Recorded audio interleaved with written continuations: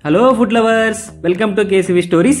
ఈరోజు మనం ఘాటైన రసంని చాలా ఈజీగా 4 మినిట్స్లో ఎలా చేసి చూపిస్తాను మీకు. ముందుగా ఒక బౌల్లో 300 ml వాటర్ తీసుకుని దాంట్లో చింతపండుని అయితే వేసి నానపెట్టుకోవాలి. ఇప్పుడు ఒక ప్లేట్లోకి 2 టేబుల్ స్పూన్ మిరియాలు, 2 టేబుల్ స్పూన్ ధనియాలు, ఒక 10 వెల్లుల్లి రెబ్బలు, అలాగే 4-5 ఎండుమిర్చీలు, జీలకర్ర తీసేసుకొని రెడీగా పెట్టుకోవాలన్నమాట. ఎందుకంటే మన రసానికి ఘాటైన టేస్ట్ని ఇచ్చేటువంటి మెయిన్ ఇంగ్రీడియంట్స్ అంటే ఇవే అనమాట.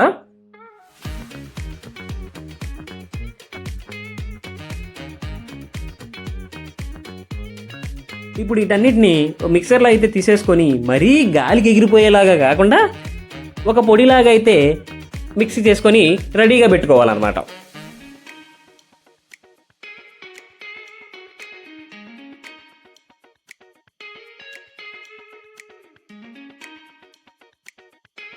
నెక్స్ట్ ఒక ఎర్రటి టమాటాని అయితే కట్ చేసి పెట్టేసుకుందాం.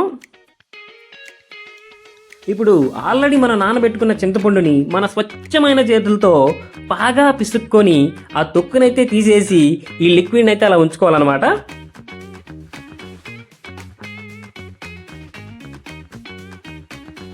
ఇప్పుడు గ్యాస్ అయితే ఆన్ చేసేసుకొని దాని మీద ఒక బాండ్లీ అయితే పెట్టి దాంట్లోకి 4 to 5 టేబుల్ స్పూన్ ఆయిల్ అయితే యాడ్ చేసేసుకుందాం.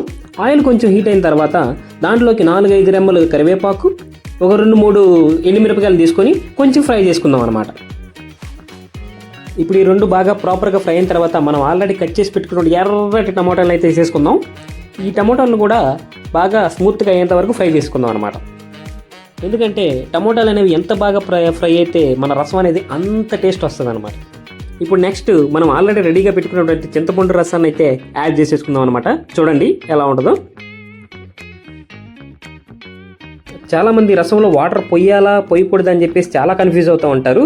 దానికి ఏదేంటంటే మీరు ఎంతమందికి కుక్ చేస్తున్నారనేది మెయిన్ ఇంపార్టెంట్. మీరు ఎక్కువ మందికి కుక్ చేస్తున్నట్టయితే ఎక్కువ వాటర్ తీసుకోండి, తక్కువ మందికి కుక్ చేస్తున్నట్టయితే తక్కువ వాటర్ తీసుకోండి.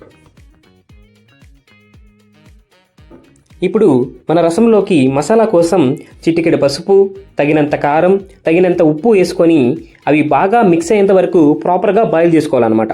అప్పుడే మన రసం అనేది మంచి టేస్టీగా వస్తుంది.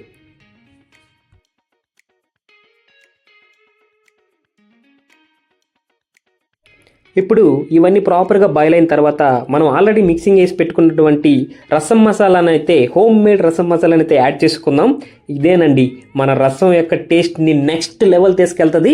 మన రసానికైతే మెయిన్ ఇంపార్టెంట్ థింగ్ అనమాట. ఇక్కడ మీకు ఒకటి చెప్పాలి, ఈ రసాల అనేది ఒక టేస్ట్ కోసమే కాదండి, కొన్ని డిసీజెస్కి మెడిసిన్గా కూడా యూస్ అయ్యింది. అది ఎలా అంటారా, చిన్నప్పుడు మన పల్లెటూరులో బామ్మలు చెప్పేవాళ్ళు గుర్తుందా మీ ఎవరికైనా కానీ? ఎప్పుడైనా కానీ మనకి ఎప్పుడైనా జలుబు కానీ దగ్గు కానీ వస్తే చాలామంది ఈ రసాన్ని అయితే కుక్ చేసి మనకి వండి పెట్టేవాళ్ళు. ఆ జలుబు దగ్గు అనేది మెడిసిన్ వాడకుండా ఈజీగా తగ్గిపోద్ది అనమాట. ఇది ఒక చిట్కాలాగా కూడా మనకు యూజ్ అయ్యిద్ది. లాస్ట్గా ఫ్లేవర్ కోసం కొంచెం కొత్తిమీరని అయితే యాడ్ చేసుకున్నారంటే గుమ్మగుమ్మలాడే రసం అయితే రెడీ అనమాట. ఈ రసాన్ని మనం చికెన్ ఫ్రైలో కానీ మటన్ ఫ్రైలో కానీ యాడ్ చేసుకొని తిన్నామంటే అదిరిపోద్దంతే. మేమైతే ఈరోజు చికెన్ చేసేసుకున్నాం, సో చికెన్లో కలిపి అయితే తింటున్నాం అనమాట.